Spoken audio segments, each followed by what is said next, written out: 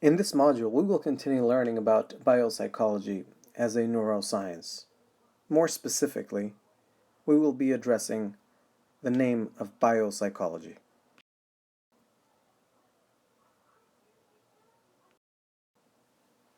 Looking back at this throwback technology here, biopsychology is defined as the scientific study of the biology of behavior.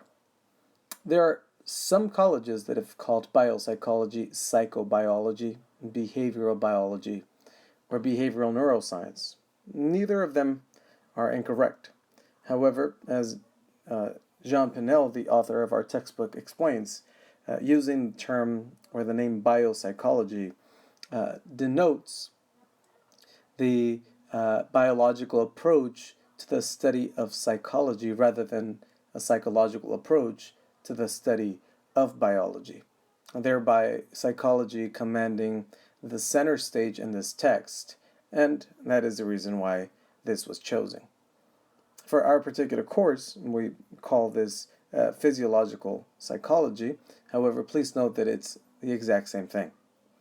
Now, psychology, as you may remember from your general psych course, is the scientific study of all overt activities of the organism as well as the internal processes that are presumed to underlie them. And when we talk about internal processes, we're talking about biological changes. There are genetic expressions, there are hormonal changes, there's firing of neurons, and all of these in here are based on codes that were inherited from your parents. What do these four have in common? Having your period, having a brain tumor, eating a lot of junk food, and taking anabolic steroids. Please pause the app and think about what underlying factors these four things have in common. If you were thinking hormones, you're on the right track. However, even more specifically, all of these four have been used successfully in the court of law to explain the behavior of a murderer. In 1981, at England, Sandy Craddock was found to have stabbed her coworker several times in the office which they worked in. Sandy should have been convicted of first-degree murder and should have spent almost the rest of her life in jail, but because of her defense, which claimed that she was suffering from PMS at the time and was not in control of her actions, her crime was reduced to manslaughter, and the sentence was significantly reduced. The defense claimed, quote, "She turns into a raging animal each month," end quote, and couldn't even remember the moment which she had committed the murder.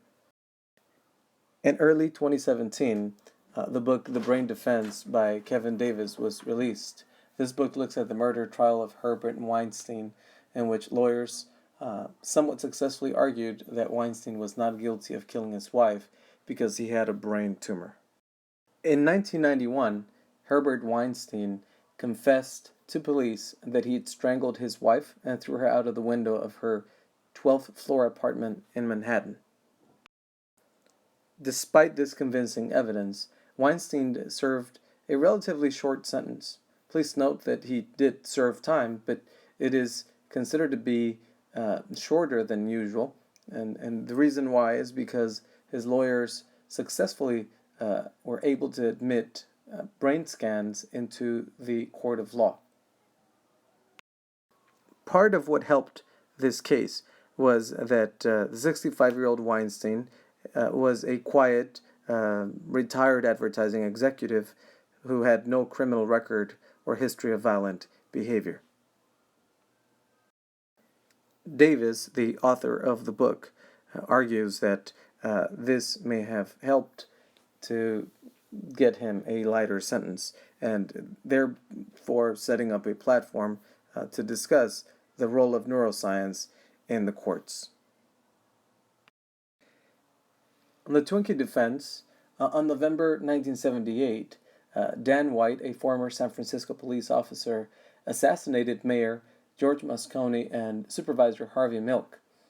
However, at the trial, psychiatrist Martin Blinder testified that White had been depressed at the time of the crime and pointed to several behavioral changes indicating White's depression. He said that he had quit his job, he shunned his wife, and although normally clean cut, he had been becoming more slovenly in appearance.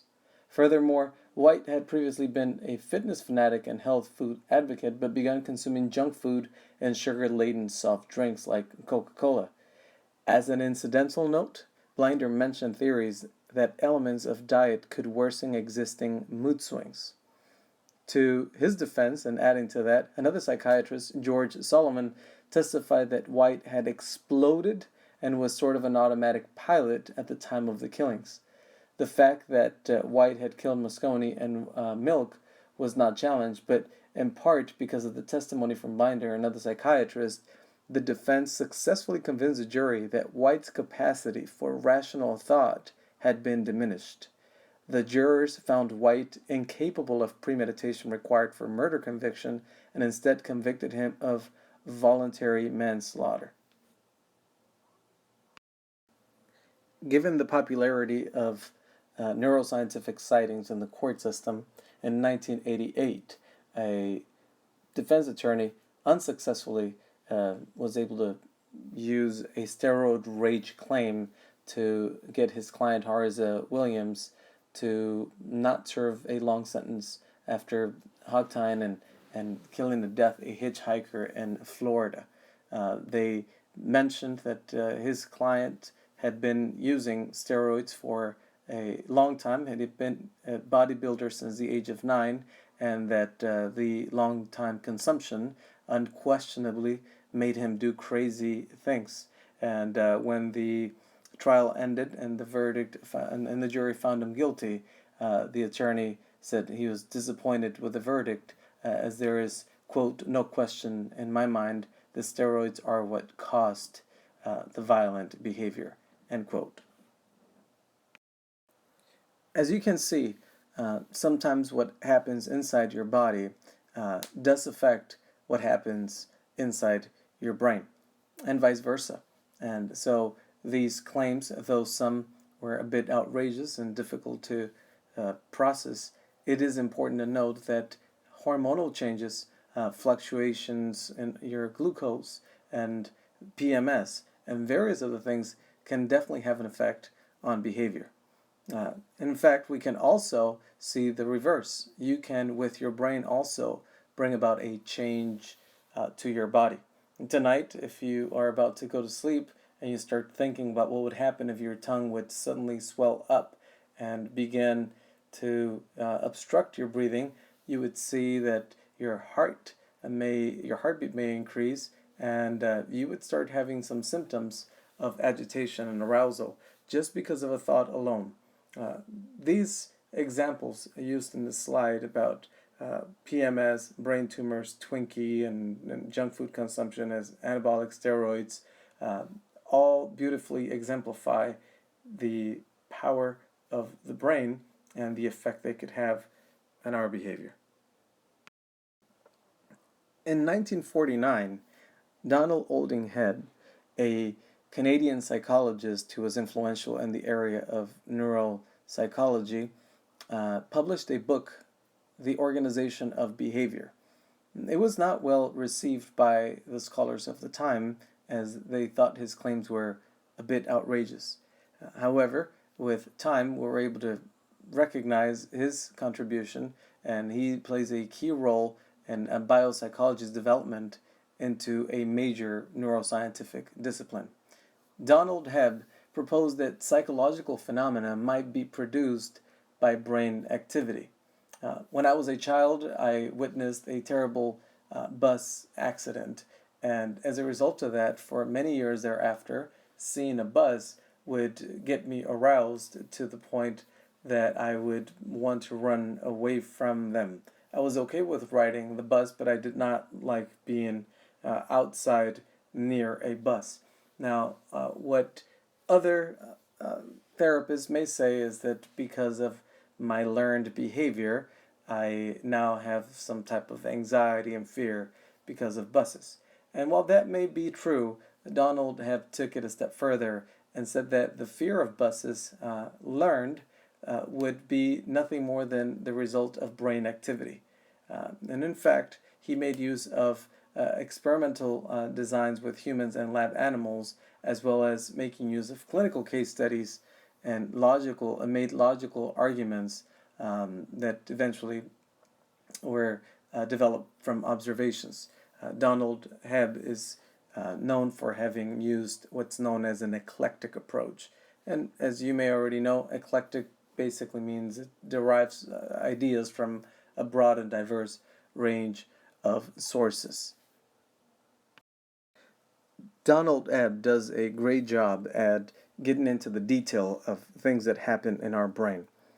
Please remember that he was well ahead of his time in making these connections, as we did not have access to brain scanning techniques that would allow for this to be supported. But the Hebbian theory, Donald Hebb proposes an explanation for the adaptation of neurons in the brain during the learning process. In this sentence, the key words would be adaptation of neurons.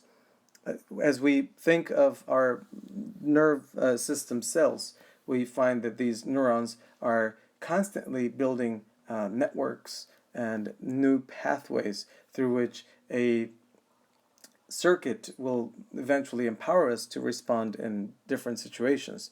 In my case, when I witnessed the bus accident, my brain adapted differently. Prior to the bus accident, I would not be afraid of buses or being around them. Thereafter, there was some anxiety and some fear around them.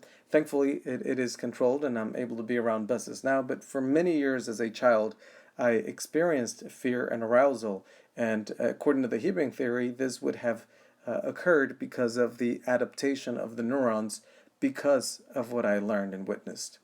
Moving along, it also describes a basic mechanism for synaptic plasticity, giving way to the most influential and important part of neuroscience, neuroplasticity, where an increase in synaptic efficacy arises from the presynaptic cell's repeated and persistent stimulation of the postsynaptic cell.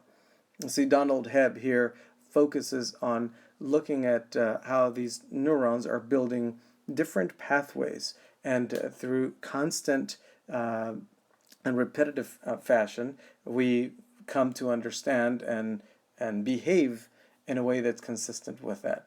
If you have a significant other whose name is new to you, prior to that name being meaningful to you, you would have possibly not reacted to that.